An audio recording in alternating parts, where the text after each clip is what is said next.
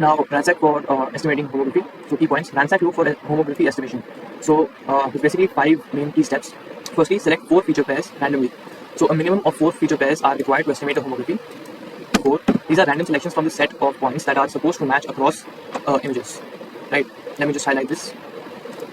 So, compute homography matrix H. Right?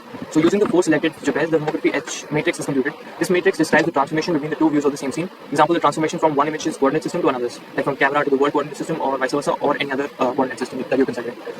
Compute inliers thirdly.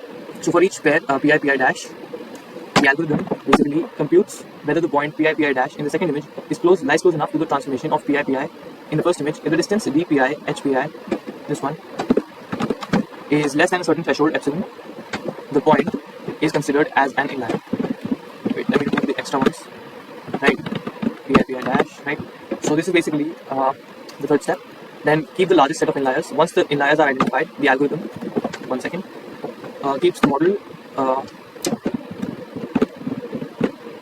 that has the most inliers. Then recompute homography using least squares after identifying the largest set of inliers. The final defined least squares estimate of the homography matrix H is computed using all the inliers. Now, in that explanation, so the image describes the process of homography estimation using RANSAC key operation in CV, like panorama stitching, in CV tasks like panorama stitching, reconstruction or image alignment. Core idea is homography relates corresponding points between 2 views of the same scene. Estimating the homography matrix H involves finding the transformation, including rotation, translation, scaling between 2 perspectives.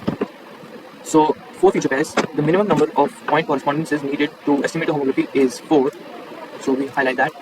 Since the homography matrix has 8 degrees of freedom, it can be solved with at least 4 pairs. The more are typically used to improve accuracy. Inliers and thresholding. The algorithm identifies inliers by checking how closely the points from the first image correspond to the transform points in the second image using the homography matrix. The threshold epsilon is used to decide whether a point matches well enough to be considered as an inlier. Now, the largest set of inliers is used to recompute the homography with a least squares fit. This ensures that the final homography model best fits the majority of the data, reducing the impact of outliers. So that's it.